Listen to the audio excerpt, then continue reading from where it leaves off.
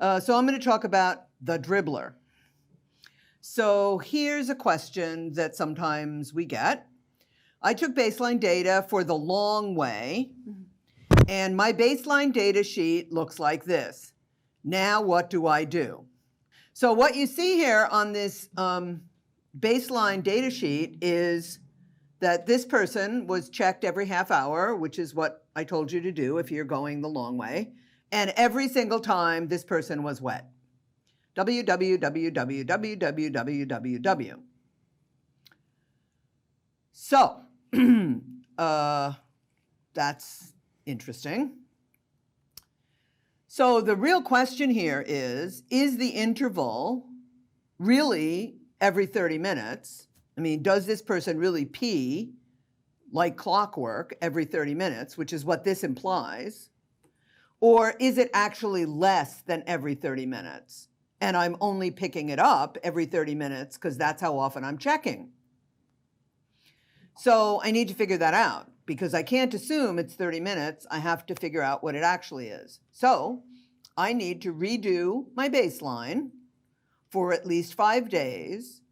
And now I'm going to check for wet pants every 10 minutes or every 15 minutes, one or the other, not sometimes one, sometimes the other, every 10 minutes or every 15 minutes, you decide, instead of every 30, because I want to know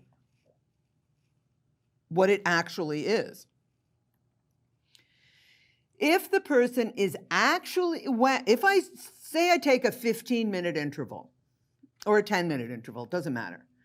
If the person is actually wet every time I check on such a short interval, this is a person who dribbles. This is a dribbler who's dribbling all day long, right? So the question is, why is this person dribbling?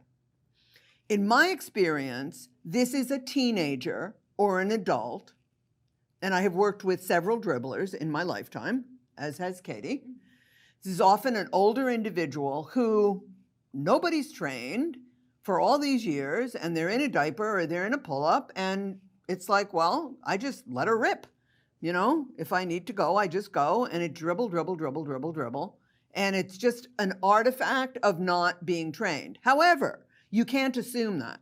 You have to seek medical advice first. You must get medical advice about this because it may be that there's some kind of bladder problem. There may be a urinary tract infection that nobody picked up on. There could be, I don't know, something going on that is medical that is causing the dribbling. So it may be that the sphincter, remember I showed you yesterday, there's 2 sphincter muscles, one at the top of the bladder, one down below, right? It may be that for some reason those sphincters are loose, if you will, and they don't actually, when they contract, they don't contract completely. So the person is dribbling and it's like he can't help it or she can't help it. You want to know that because you can't train somebody who dribbles organically. You need to know. So you need to seek medical advice first if in fact the person is a true dribbler, which means that when you check every 10 or 15 minutes, he really is wet or she really is wet all the time. If there's no medical condition and all of the rapid toilet training requirements can be met, which Katie talked about yesterday, the best option for you is RTT because if you go the long way, the interval is going to be so short that he's going to be on the toilet most of the time anyway. So just do RTT, just do rapid toilet training. So first seek medical advice, get clearance, know this isn't a problem, right? It is possible to train a dribbler. I looked for a picture of one of my favorite students of all time that I worked with a number of years ago. Her name, I'll tell you the story because it's actually interesting. Her name was Michelle. She lived in a state in the United States. She was in a special education classroom because this was before the era of inclusive education. And she was graduating from high school that year. It was her year of graduation.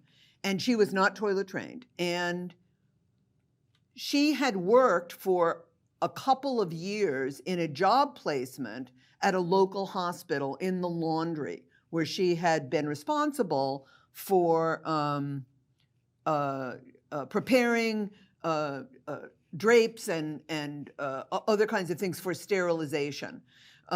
She's very good at this job, but she was not able to be independent because she was not toilet trained. And in fact, the hospital was willing to hire her. This is a young woman with autism and significant developmental disability. She did not speak. She had significant cognitive impairment. The hospital was willing to hire her, but she had to be toilet trained because they wanted her to be able to be independent. And so the pressure was on for her school staff to train her, come hell or high water, by the end of that school year. And they were committed to this young woman, and she was a dribbler. They didn't do rapid toilet training because this is many years ago, before we really knew about rapid toilet training. They did it the long way, which actually, at the end of the day, looked a lot like rapid toilet training. And they took her, she was a dribbler, at 15-minute intervals. They took her to the bathroom every 15 minutes at school, 15 minutes on, couple minutes off, 15 minutes on, couple minutes off, right, like all year. And within 6 months, it took them 6 months, she was 100% trip trained, initiation trained, bowel trained. They just put the pedal to the metal in that year. And the last time I knew, which was actually several years ago, she had been working at that hospital for 10 years in that laundry, preparing things for sterilization and making good money. And the reason that was possible is because they put the pedal to the metal and made this happen. So it is possible to train a dribbler, I promise you. But your interval is going to be really short, right? If the person is sometimes wet at your 15-minute intervals or your 10-minute intervals, whatever you decided to use to redo your baseline, and is sometimes dry, you just do what I said before, calculate the interval the usual way, and then you decide if you want to use, you won't be able to use well, you could use RTT, or you could go the long way, but your interval is going to be really, really, really, really, really, really, really, really short. None of this hour and 45-minute business, right?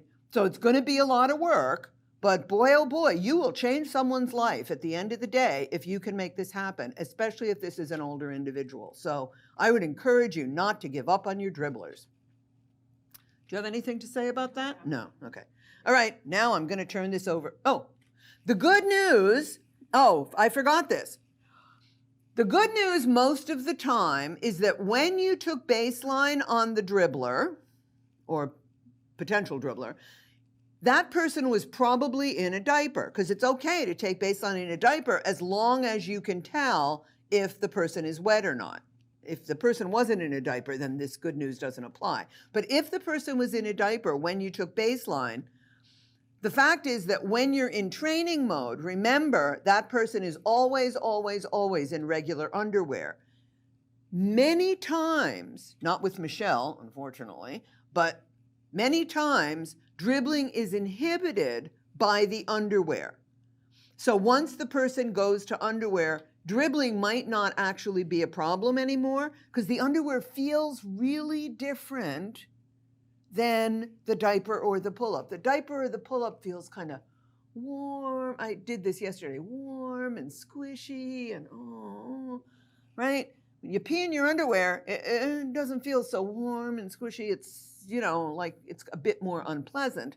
So the dribbling might actually be inhibited by the underwear. So you might try switching to underwear on the schedule for, right? Like you might not get the dribbling. This may be a little bonus thing. So don't despair if you're working with a dribbler.